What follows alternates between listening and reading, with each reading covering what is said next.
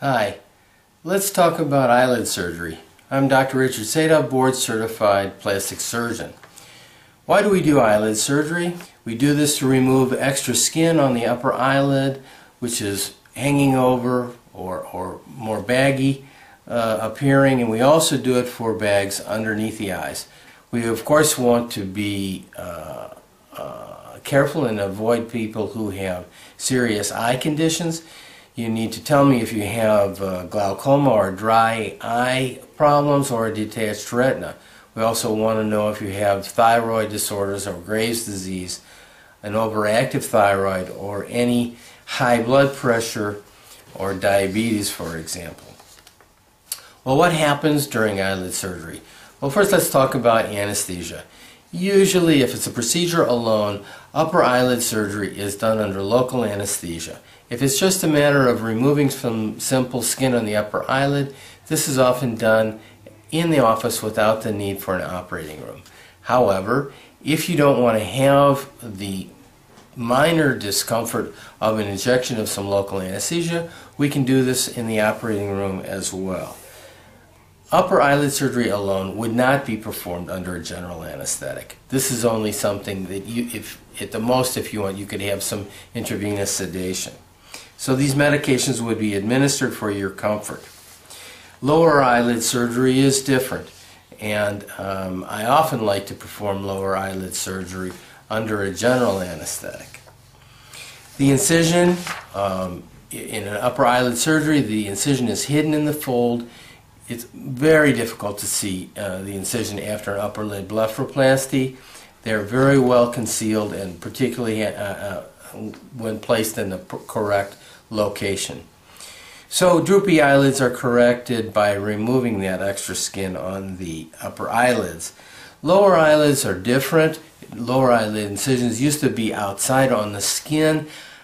They had a higher risk of problems when an incision is made on the outside, and that's because the muscle is cut through. I haven't performed that procedure for many years. I do the operation through the inside of the eyelid. It's a much safer operation in terms of not having those patients that have changes in the shape of their eye or those kinds of complications.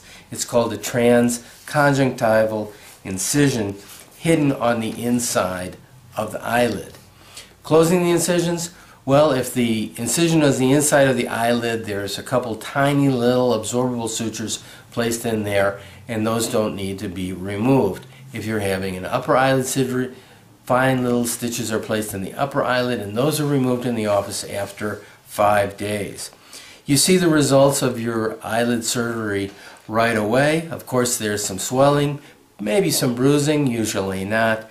But it's a lasting procedure, and as in all surgical procedures, requires weeks, months until you finally see the final decision. Your decision whether or not you do this or not is a highly personal one, and in the consultation will identify your goals and the advantages and disadvantages. There are potential risks of eyelid surgery: unfavorable scarring, temporary blurring of your vision, potential dry eyes, changes in the shape, bleeding afterwards.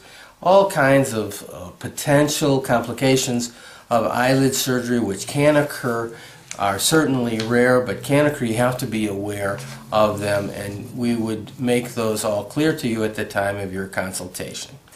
This does not require hospitalization. You go home on the same day.